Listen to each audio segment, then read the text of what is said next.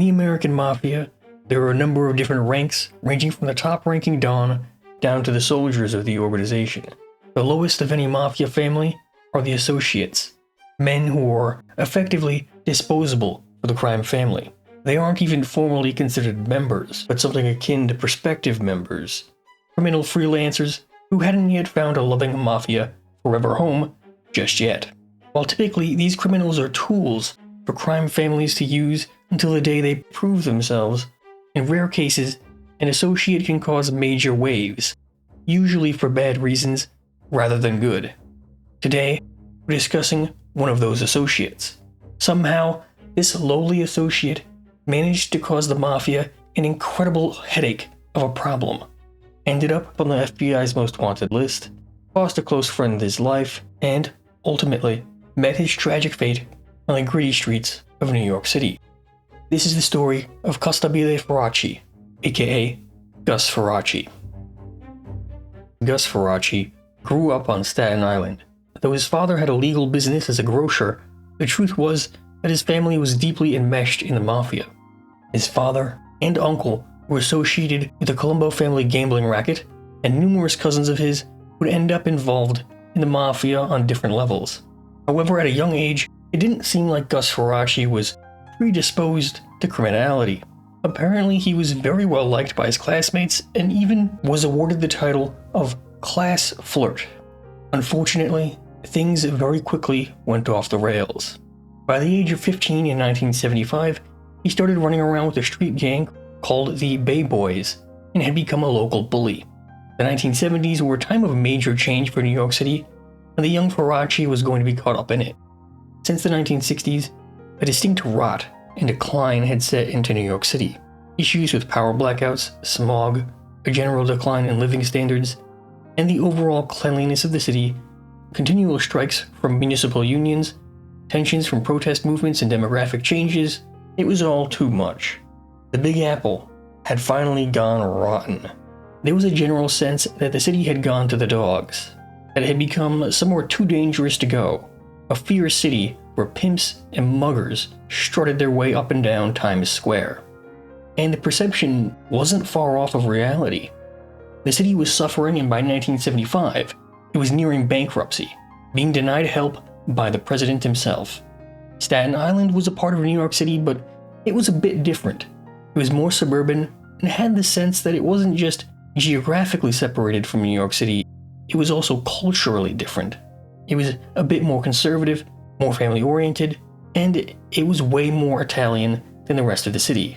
This is the environment that Gus Farace grew up in. It was a country gone mad, and Gus was just another confused kid among the many thousands already in the city. Soon, he gave up the Bay Boys for a real, bona fide gang, a narcotics-dealing crew set up by his cousin, Greg Scarpa Jr. Scarpa was the son of Greg Scarpa, who was an infamous hitman for the Colombo family and secretly an off-again, on-again FBI informant. Soon, Gus Farace was drinking, smoking grass, and ingesting Quaaludes like he was in the Wolf of Wall Street. His life had been totally derailed, and in the 10th grade, he dropped out of Tottenville High. He sometimes helped his father with a grocery store, but by 1977, when he was 16, Farace had already found his calling in life, being a career criminal. Farace was pulled over for reckless driving, and upon being searched, he was arrested for possessing a gun. Once again, he was only 16 years old. 3 weeks after this, he was arrested again, this time for forgery. Farace's age allegedly kept him out of trouble for this string of offenses, but this promising criminal career of his was put on hold for just a bit. Farace got into a bad car accident. His teeth were broken and his left arm was torn badly in the accident. As a result, he had his teeth capped, giving him his signature bright white horse teeth. Beyond getting those new chompers, it also gave him downtime for his recovery. Soon, the still teenaged Farace married a Staten Island native named Diane Zvirin. Things seemed like they were going to be happily ever after for Farace and his new wife, but it would end up being anything but the case. He wasn't going to be the peaceful, go to work and come home for a home-cooked meal type of husband. Anything but that. Being a criminal was still on his mind. He loved crime too much. And one day, his disregard for the law and his bigotry resulted in things going way too far. One night, Farace and a couple of his pals got rip-roaring drunk in Manhattan's Greenwich Village. There, two black teenage boys allegedly propositioned Farace or some of his friends. They did not take this well. The men forced the two boys into the car and took them for a ride, going all the way from Greenwich Village down to Wolfe's Park Pond, in Farace's stomping ground of Princess Bay on Staten Island. In fact, Farace's old Tottenville High was right next to the park, and he used to play pee-wee football there. What happened next is something that can only be described as utterly horrifying. Farace and his accomplices took the two teenage boys, Stephen Charles and Thomas Moore, from the car and began to beat them savagely with their fists and with driftwood. During the course of the abuse, Farace even forced Stephen Charles to give a job to one of Farace's friends. It was a miracle when Thomas Moore, the other teenage boy, managed to escape from the group by diving into the pond there in the park. Farace pointed his car out to the lake and turned on his brights to try and find Moore, but they weren't able to find him. Stephen Charles wasn't as lucky. Farace took out a gun and shot Stephen Charles in the head, taking his life. Thomas Moore managed to escape and reach a nearby home where he called the police. To the surprise of no one, Farace and his friends were quickly apprehended and charged for their crimes. But there was a bit of a problem. In our time, this would have gotten them all long sentences. But back on Staten Island in 1979, it seems there may have been fears of a holdout juror or something similar, so Farace got a good plea deal.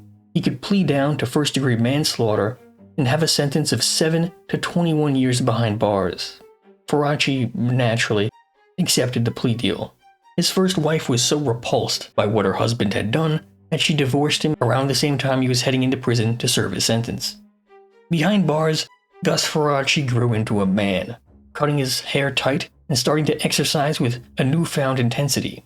He had also begun to deal drugs to other inmates and somehow managed to take steroids to further improve his physique. Soon, he was over 220 pounds of almost pure muscle.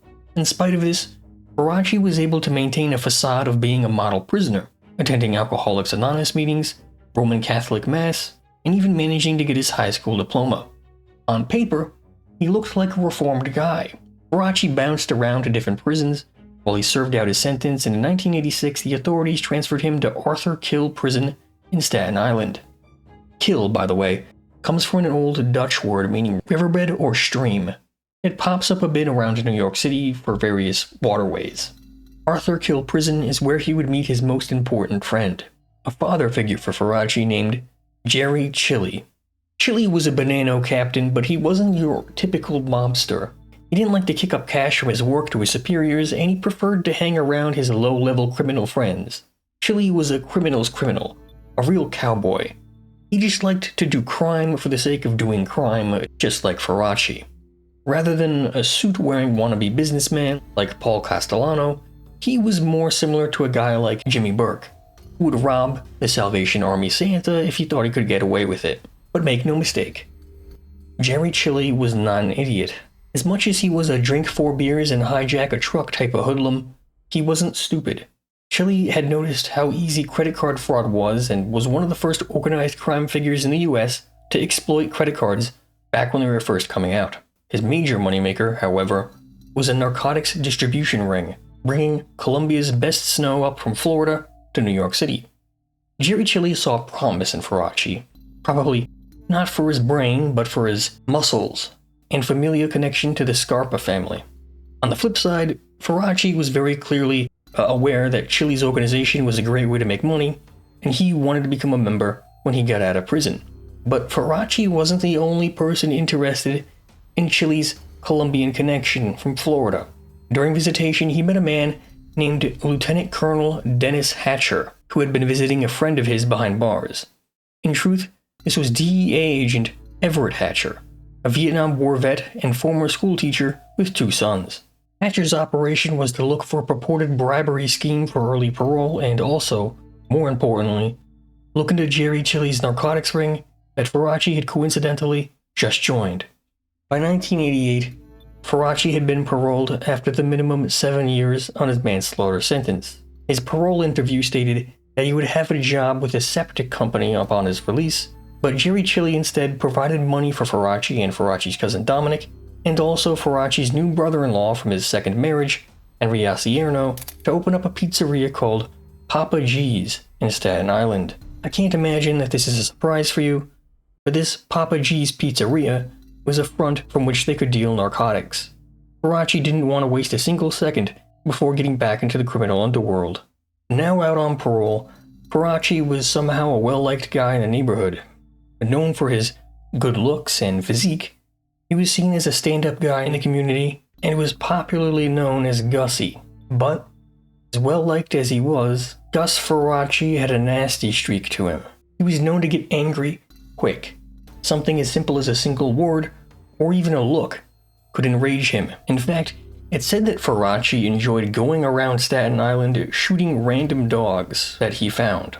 But that's maybe too lurid to be real. At least I think so. His health nut lifestyle, drinking tons of milk and being a bodybuilder, always having a smile and being a flirt to the ladies, made him look like a clean guy to many, including his parole officer. But in secret, he was pumping steroids and snorting blow. And of course, on top of everything else, his real job was dealing drugs for Jerry Chilli. One of his frequent customers was the undercover DEA agent Everett Hatcher. But soon, the relationship began to fall apart when Farace got wind that Hatcher was a potential snitch from one of his boys. So he started to try and avoid Hatcher, but he had no luck. Hatcher was apparently very persistent. Eventually, Hatcher was able to get another meeting planned, but this was probably because Gus Farace wanted to clear any connection between him and Hatcher. As a witness would later tell police, Farace stated, "Whether I get 25 to life for drugs or 25 to life for murder makes no difference to me. I'm never going back to jail." The fateful day was February 28, 1989. Hatcher arrived at the meeting point in the dead of night at the South Shore on Staten Island near a sleepy town.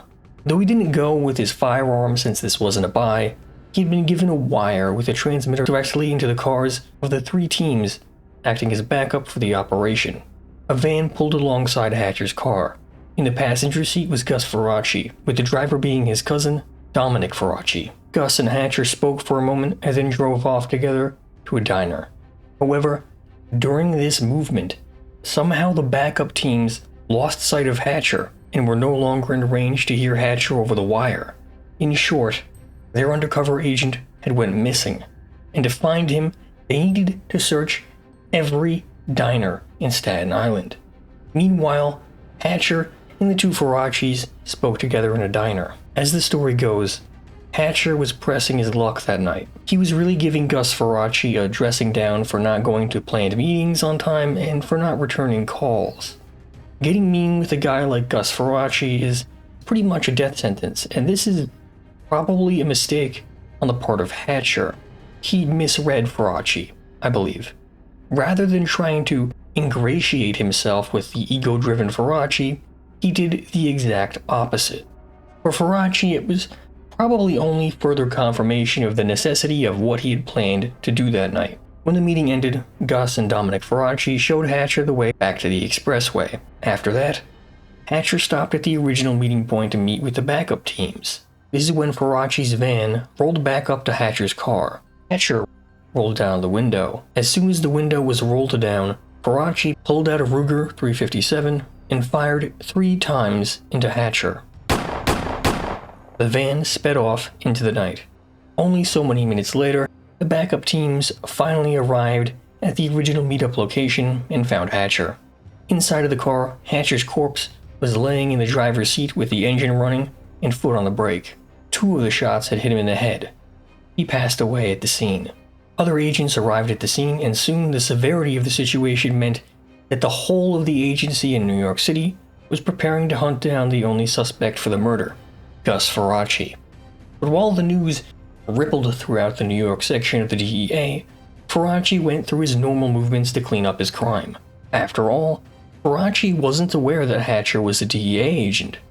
Farace drove to the bridge above the Fresh Kills River by the Fresh Kills landfill, at the time one of the largest landfills in the world. From that bridge, he tossed his 357 into the river before driving off to his next destination, the home of Babe Scarpa, the daughter of Jerry Chilli. When he arrived at the home of Babe Scarpa, he was desperate and begged her for help in hiding. Babe Scarpa was married to another mobster, but Gus and her were close. Closer than what was appropriate for a married woman. She let Farace stay in the neighbor's home across the street.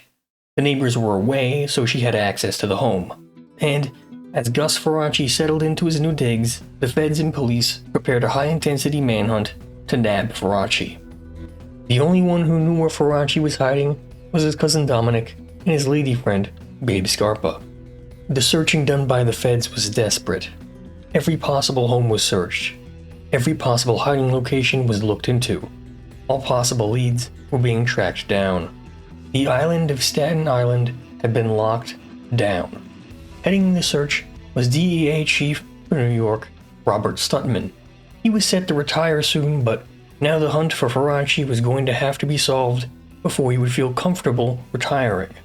Stutman immediately assigned 400 men to the case. Meanwhile, Assistant U.S. Attorney Charles Rose began to establish a grand jury to make sure that Farace was taken down from the legal angle. On that first night, one of the homes that the agents searched was Babe Scarpa's home, potentially also the home of Jerry Chilli. Farace probably watched this go down from across the street. For a period around 6 weeks, Farace stayed in the empty home, relying on Babe Scarpa for food and other essentials. All of this occurred under the nose of Jerry Chilli. He had no idea that Farace was staying across the street, and also blowing his daughter's back out. But even after 6 weeks, the feds hadn't given up. They were desperate to capture Farace. The murder of Hatcher was a big deal. Not only had an undercover been murdered and seemingly the murderer had escaped from the cops, but it was the first time that the Mafia were changing their rules, okaying hits against federal agents, at least from the perspective of the authorities. They weren't aware that Farace had no clue that Hatcher was a Fed until after the fact, and that no one in the Mafia okayed the hit. The authorities engaged in 24-hour surveillance, raiding bookies and Mafia social clubs, and even arresting mobsters on minor charges just to jam them up. The hope was either that the mob coughed him up, or Farace ran out of people willing to assist him. But they had no luck. The search heated up even more. Hatcher's funeral had some 3,000 mourners, and when President H.W. Bush came to visit New York City, the subject of the slain officer was at the forefront of his mind, taking time to meet with DEA agents and Hatcher's wife, Mary Jane. Soon, New York City Mayor Ed Koch put a $10,000 bounty on Farace's arrest. The organization Cop Shot added their own $10K reward. On May 17th, Farace was added to the FBI's most wanted list and was given an additional $250,000 bounty from the FBI themselves. But the more they searched, the colder the trail on Farace got. Soon they were searching properties as far off as the Cayman Islands, but it was no use. He was like a ghost. Suddenly, in May of 1989, they got their big break. Back when Hatcher had been shot and the hunt for Farace was still fresh. At 4 a.m. that very night, cousin of Gus Farace, Dominic Farace, let the police know that he was willing to surrender. However, after he surrendered, he wasn't willing to talk, even though witnesses placed him in the van with Gus before the shooting. Ultimately, witnesses gave many different locations for the pair, even places far away from the crime scene. It didn't stop the investigation, but the truth was, there was little they could do if Dominic didn't crack. So for the time, they sat and watched Dominic Farace, waiting for him to slip up and violate his parole.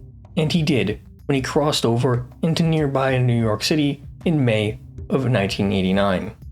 The police quickly hauled him in and threatened to charge him with the murder of Hatcher if he didn't start telling them everything. Though the police strategy was strong, the fact that the Mafia had threatened Dominic Farace and his father with death if they didn't resolve the situation was perhaps more convincing. You see, the Mafia was getting angry. Their business was getting interrupted, all on account of good old Gussie Farace. So they wanted him gone as much as the police did. That day, Dominic Farace cracked and spilled all of his secrets to the police about what he and his cousin did that night. He led them to the dump spot at Fresh Kills River, where the .357 was recovered by a scuba team.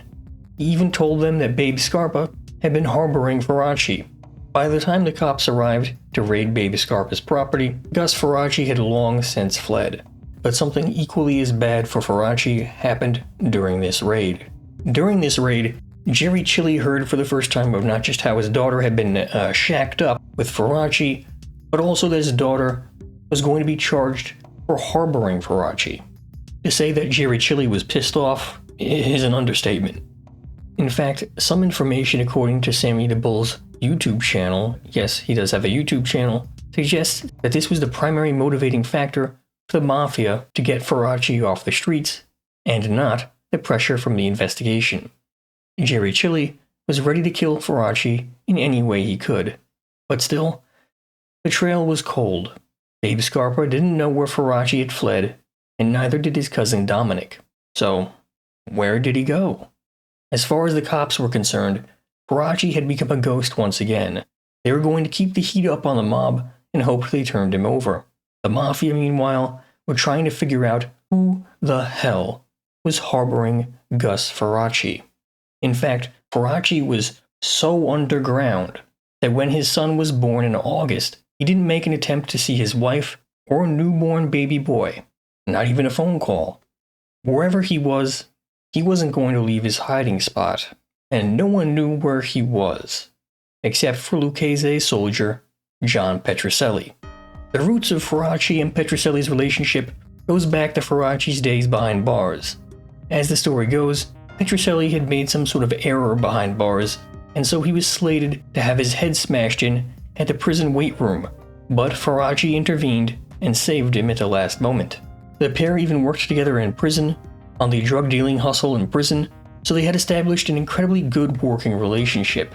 It seems that Petrucelli figured that he owed Farace in some way, so in spite of the danger of helping to harbor Farace, he took the chance and helped Farace continue to evade the authorities. This did not go unnoticed. Eventually, both the authorities and the Mafia were closing in on Petrucelli. The police were watching Petrucelli's movements. The Mafia just went right in to the man himself. The Lucchese family demanded that Petrucelli hand over his old friend, Gus Farace. Petrucelli must have felt a particular loyalty to Farace because he refused to hand over Farace or take him out himself. He remained loyal to Farace to the very end. Lucchese boss, Vic Musso, was not amused. Petrucelli's body was found a little while later, a hood placed over top of his head as a symbol to not keep secrets from the family. Now, the Lucchese men didn't know this, but Petrucelli likely would have eventually led the police to Farace accidentally, meaning that by taking out Petrucelli, they were covering for Farace. Yet again, Farace was a ghost. Neither the police nor the Mafia could get to him. Upon hearing of Petrucelli's passing, Farace made another move.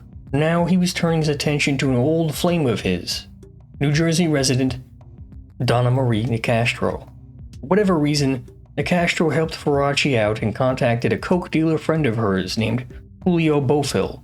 Bofill had been looking to sublet his studio apartment at 308 East 85th Street, up in Yorkville. Nicastro said that her friend Tony would be willing to rent out the apartment. I'm not sure why this is the case, but Julio Bofill and his friends were often over at this apartment. I think the arrangement was closer to a roommate rather than subletting. It doesn't matter really. This Tony guy was quiet and spent a lot of time by himself. He spent most of his time indoors, watching movies, cooking Italian food, and spending a lot of time sleeping. Occasionally, Tony would party and do some blow with Bofill and his friends, but generally, he was a solitary kind of guy. Sometimes so solitary that when Julio and his friends were partying to sleep, Tony would sleep on the building's roof. Bofill and his friends never recognized Tony as Farace. After all, he didn't look like himself anymore. He had grown out a massive beard and dyed his hair. A lack of exercise had even left his muscles degenerated. He was a tiger at the zoo, just sort of laying around and sleeping, slowly letting himself waste away so that he could live one more day. While Farace slept and ate his days away to the sound of VHS tapes, the feds were getting desperate. The trail was ice cold. Though a raid at the Papa G's Pizzeria co-owned by Farace had slapped Farace's new wife and brother-in-law with charges, Farace was still not coaxed out of hiding. In an attempt to finally solve the case, DEA Chief for New York, Robert Stutman, eager to finally retire and exasperated at the failing investigation against Farace, was going to make an important house call. In October of that year, Stutman knocked at the front door of the home of none other than John Gotti, the head of the Gambino crime family. He told Gotti, and this is his own admission, to quote, do the right thing in regards to Farace, and promised to keep up pressure on the Mafia until the mob, quote, did the right thing. Stutman claims that by do the right thing, he meant to imply delivering Farace to the police. But he also said that he didn't think that Farace deserved a trial. So, make of that what you will. Now, there was never anything formal here, and there was no reason to think that the Mafia thought that this was a formal offer. But because of how angry Stutman was, and how desperate he was to end the chase, he effectively made a quid pro quo offer to the Mafia. And it wasn't really a vague offer. That's what's so shocking about this whole thing. If you tell a mobster to, quote, do the right thing in regards to a guy who made a mess like Farace, the mobster isn't thinking about cuffing him and handing him over to the cops. They aren't Boy Scouts. They're going to leave him laid out in the street, one way or another. And that's exactly what happened. By November of 1989, it was really winter in New York City. From the windows of various apartments and homes across the city, Farace had seen New York City go through its 4 seasons. For him, the whole world was nothing but New York City and jail cells. Now, there was nothing left to see. It was approaching almost a year since he had made his mistake. Almost a year since he had been on the run, and his money was running out. He had to make a move.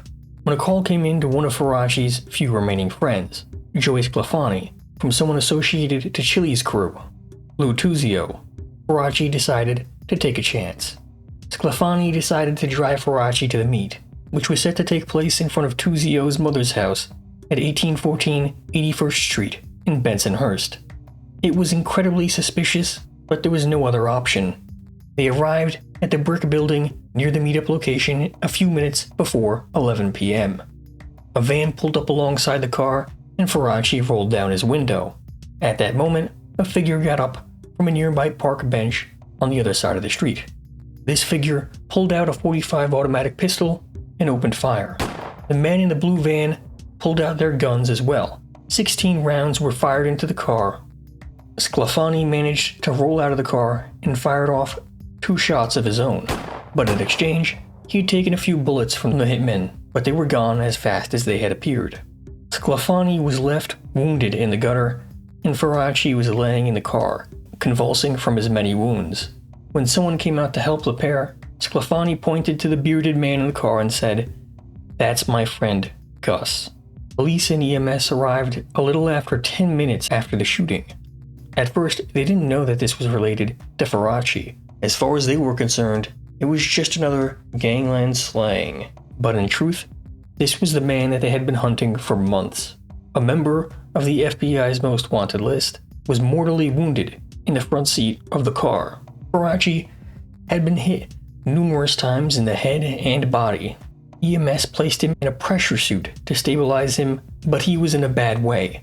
In the end, he didn't survive. Gus Farace was dead. His friend Sclafani did survive and was given a pass by the powers that be in the Mafia. Now, who ordered the hit on Farace depends on who's telling the story. Some people say Chilli, others imply Gotti. There's probably a couple other theories also floating around out there. It's just how these sorts of things are. Regardless, we do know who the shooters were. In 1997, James Gallione and Mario Gallo accepted a plea deal in relation to their roles in taking out Farace. Lou Tuzio, who had set the hit in motion and also participated, never had a chance to accept a plea bargain. He was rubbed out in 1990. With the death of Farace, no additional information about why he decided to target Hatcher or any of Chilli's dealings in the narcotics trade could be uncovered. It would be fair to say that the Mafia won this battle, but ultimately, the FBI and DEA would win the war against the mob. and Farace, rightfully villainized as a mad dog and a villain, wasn't given a public burial. He was ultimately buried in the Cemetery of the Resurrection on Staten Island, about 5 minutes by car from the site where Farace had brutally violated and killed the teenage boy Stephen Charles. Farace did inspire a pair of movies, like Steven Seagal's Out for Justice and the made-for-TV movie Dead or Alive with Tony Danza as Farace and Samuel L. Jackson as Hatcher, but, understandably, neither film gives Farace a sympathetic angle. Ultimately, most of Farace's life story could be summed up as senseless and evil. These mobsters and criminals might be fun to learn about, but it's important to remember that these people are totally dishonorable. Though exciting, Farace's life had pretty much no real value when compared to someone like Everett Hatcher or Stephen Charles. Hatcher had served his country and community, trying to do the right thing at every turn. Stephen Charles and his friend Thomas More were just boys who maybe made a few mistakes, and none of them warranted being beaten and violated. If anything, the lesson that Farace can teach us is that there's no honor in the Mafia. As always, the Charlie Dogwood channel provides stories on crime, corruption, chaos, conspiracies, and of course, cool stories. If that sounds good to you, please consider subscribing, liking, commenting, and sharing the video. Also, feel free to check out my Twitch, YouTube gaming channel, and Stream VOD channel. All links are in the description. And so, without further ado, check out this video. It's pretty good. Good stories only. Thank you.